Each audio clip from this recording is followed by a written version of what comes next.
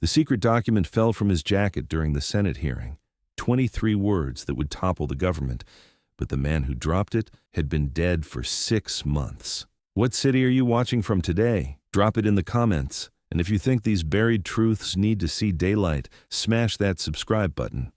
We're about to expose the biggest Pentagon cover-up in American history. Senator Thomas Wright died of a heart attack on March 15th.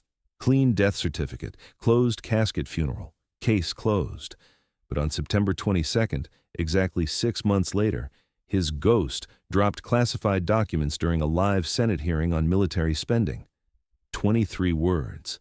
That's all it took. Pentagon authorizes bioweapon development in Ukraine facilities using taxpayer funds for private defense contractor profits. His widow, Rachel Wright, was watching from the gallery. She saw her dead husband's briefcase fall open. She saw the documents scatter across the Senate floor. She saw security rush to collect every paper. But she also saw something they missed. One document slid under her seat.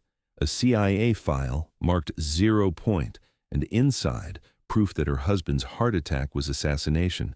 The file revealed everything. Pentagon officials weren't just funding illegal biological weapons in Ukrainian laboratories.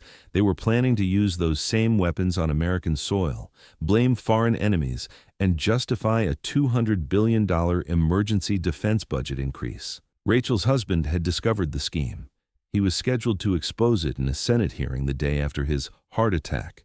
12 defense contractors, 47 Pentagon officials, all profiting from weapons designed to kill American soldiers. Rachel had 72 hours before they realized she had the file. Before they came for her like they came for Thomas. Before the bioweapons program went fully operational. But Thomas Wright had been smarter than they knew. The night before his death, he mailed copies of everything to 12 people across America. Journalists, whistleblowers, former military officials, insurance policies walking around with briefcases full of evidence. The Pentagon didn't kill Thomas Wright to hide their bioweapons program. They killed him because he discovered something worse. Those Ukrainian labs weren't developing weapons for future wars. They were testing them on current battlefields. American soldiers dying in classified operations weren't being killed by enemy fire. They were being killed by American bioweapons, field-tested on their own troops to perfect the delivery systems. Rachel Wright had been a CIA analyst for 15 years before marrying Thomas. She knew how to read classified documents. She knew what 0 point meant: complete deniability, no paper trail, maximum classification. The file in her hands contained bank routing numbers, facility locations, and something that made her blood freeze. Casualty reports from Syria, Afghanistan, and Iraq, showing American soldiers dying from unknown pathogens in areas with no recorded biological warfare activity. The dates matched perfectly with Pentagon bioweapons testing schedules. Thomas had connected the dots. American contractors were using deployed soldiers as unwilling test subjects for biological weapons, then selling the perfected weapons to foreign buyers. Double profit, testing fees from the Pentagon, sales revenue from international arms dealers. Rachel's phone buzzed. Unknown number. Mrs. Wright, this is Colonel James Patterson, Pentagon Security. We need to discuss your husband's personal effects. Her training kicked in. Pentagon Security didn't make courtesy calls to widows 6 months after death.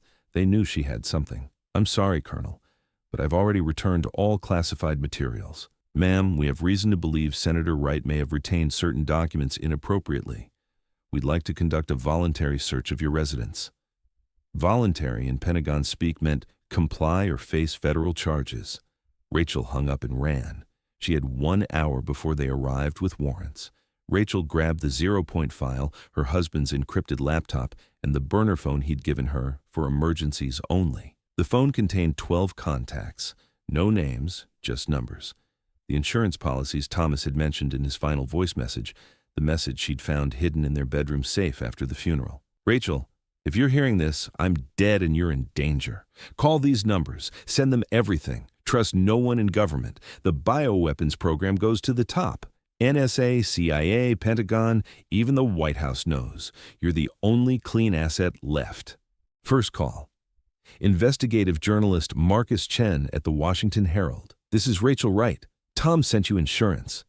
Jesus Christ, Rachel? We thought they got to you too. Where are you? Moving? Tom was right about 0 point. Worse than right. We've been tracking the Ukrainian labs for 3 years. Your husband's intel connected the final dots. Rachel, they're not just testing on soldiers. Phase 2 involves civilian populations. Second call, Dr. Sarah Martinez, former CDC whistleblower. The pathogen samples Thomas documented, I analyzed them before he died. Rachel, they're not traditional bioweapons. They're designed to mimic natural diseases, heart attacks, strokes, cancer, undetectable assassinations. Thomas Wright hadn't died of a heart attack.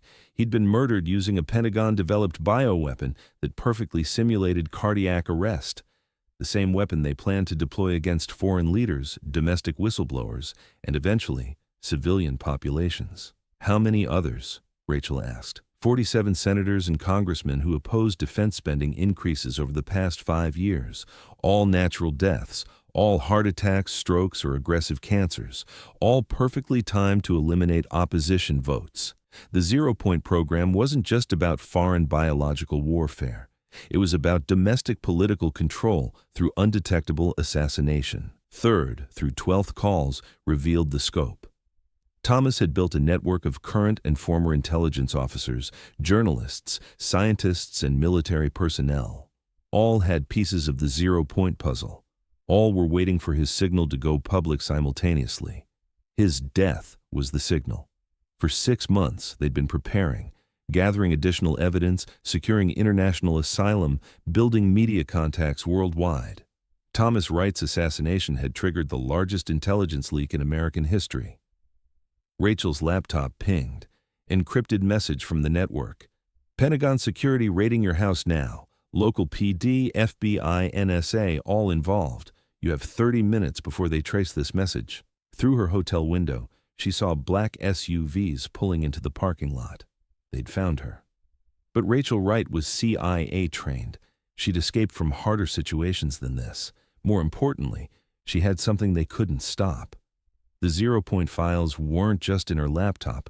Thomas had been paranoid enough to hide copies in safety deposit boxes across 12 different states, all programmed to auto-release to international media if he missed monthly check-ins. He'd been missing check-ins for 6 months. At exactly 6 p.m. Eastern, simultaneous press conferences began in London, Berlin, Tokyo, Moscow, and Sydney. International journalists revealed the Pentagon's bioweapons program, complete with facility locations, financial records, victim lists, and recorded conversations between defense contractors and Pentagon officials. American media couldn't suppress the story because it broke internationally first. Rachel watched from a secure location as her husband's work destroyed the conspiracy that killed him. Senate hearings launched within hours. Pentagon officials resigned or were arrested. Defense contractors' stock prices collapsed. But the most shocking revelation came during the emergency Senate hearing 3 days later. As Defense Secretary Patricia Morrison testified about rogue elements in the bioweapons program, a man walked into the hearing room and sat in the gallery. Senators Thomas Wright, alive. The hearing stopped. Cameras focused on him. The Defense Secretary went pale. "Ladies and gentlemen," Thomas said, standing slowly, "reports of my death were greatly exaggerated. Thomas Wright had faked his own death. The heart attack was carefully staged using contacts in the medical examiner's office, contacts who were also 0 Point investigation targets and needed him to disappear to continue gathering evidence. For 6 months, he'd been living underground, building the case that would destroy the bioweapons conspiracy. His widow, Rachel, had been his contact with the outside world, feeding information to their network while maintaining the cover story. The document that fell from his jacket during the original hearing, deliberately planted to start the investigation, timed for maximum impact when the conspiracy thought he was safely dead. The bioweapons program tested on American soldiers was just Phase 1, Thomas announced to the packed hearing room. Phase 2 involved domestic assassinations of political opponents. Phase 3 was population-level biological warfare against American civilians who opposed government overreach. He placed a thick folder on the witness table. This contains evidence of 200 Pentagon officials, 47 defense contractors, 15 senators, 8 congressmen, and 3 Supreme Court justices who knew about or participated in the zero-point program. All will be arrested within the next 24 hours. The hearing room erupted. Several officials in the gallery attempted to leave and were detained by federal marshals. The zero-point scandal resulted in the largest government restructuring since Watergate. The Pentagon's bioweapons division was completely dissolved. 47 officials faced treason charges. 12 defense contractors lost all government contracts. Thomas Wright returned to the Senate with unprecedented public support. Rachel Wright was appointed to head a new Congressional Oversight Committee for Intelligence Operations. But late at night in their secure home outside Washington, they still checked for poison in their food and swept for surveillance devices. "Do you think we got them all?" Rachel asked. Thomas looked out the window at the security patrol. "Number, but we made it so expensive to run shadow programs that the next conspiracy will think twice." The zero-point files revealed that biological assassination programs had been running for decades. Thomas and Rachel Wright exposed this one, but how many others remain classified? How many natural deaths of politicians, journalists, and whistleblowers weren't natural at all? What do you think? Could our own government be using biological weapons to eliminate domestic opposition? Have you ever wondered if certain political deaths were too convenient to be coincidental? Drop your theories in the comments. What suspicious political deaths deserve investigation? And if this story opened your eyes to government possibilities you'd never considered, subscribe for more classified truths they don't want you to know. Remember, in a world of secret programs and undetectable weapons, paranoia might just be survival instinct.